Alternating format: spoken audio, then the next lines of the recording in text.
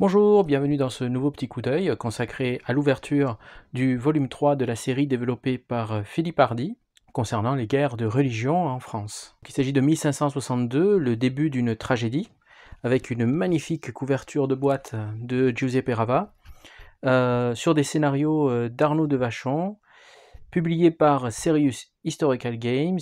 Le designer est toujours Philippe Hardy. Les cartes sont de Sébastien Brunel et tous les marqueurs sont de Pascal da Silva.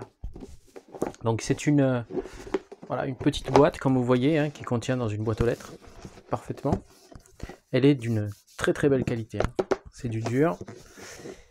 Belles illustrations, belle mise en page. Derrière, vous avez le résumé habituel. Ce qui m'intéresse toujours, c'est de regarder le nombre de joueurs. Donc ici 2. La difficulté est sur 1 à 5, elle est de 3, et une durée de jeu qui va de 20 à 180 minutes. À l'intérieur, alors nous avons les règles. La particularité des règles, elles sont écrites en français, et il y a aussi la version anglaise à l'intérieur, donc par le feu, le fer et la foi. Dans ces règles qui ont été peaufinées et des choses ont été ajoutées, vous avez un petit signe, un petit losange rouge qui va donc vous montrer les changements à l'intérieur de la règle, ce que je trouve très très intéressant et très intelligent. Donc voilà, la règle en français, c'est à peu près la même que celle que je vous ai présentée sur une vidéo précédente, sur le volume numéro 2. Comme toujours, des règles de base, et puis ensuite des règles plus étoffées, hein, les règles avancées et les règles optionnelles. Et voilà, on arrive ici à la version, donc là s'arrête la version française, à la page 13, et ensuite commence la version anglaise. Là, on a les scénarios, donc il y a 3 scénarios, des plus ou moins grands. Vous avez aussi des exemples, hein, en début de page, en début des scénarios. Et vous avez donc les 3 scénarios proposés, avec toujours un contexte historique, un placement, et puis ce qui se passe après, hein, pour conclure, suite et fin. Voilà, donc pareil, version française et version anglaise. Les marqueurs, les différents pions, très très très bien réalisés, hein, vraiment. Un très beau travail graphique. J'aime beaucoup la charte graphique de ce jeu. Il est vraiment d'une très grande qualité, très joli.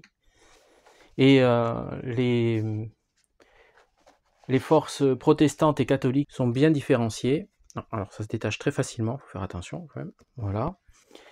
Les cartes, alors lors du précédent volume, j'avais trouvé les cartes un peu, comment dire, un peu fines. Ben, cette fois-ci, ce n'est pas du tout le cas. C'est vraiment des cartes qui sont épaisses, qui sont vraiment très agréables au toucher. Et alors les graphismes sont vraiment très très très jolis, de très belles couleurs. Donc voilà, elles sont recto verso.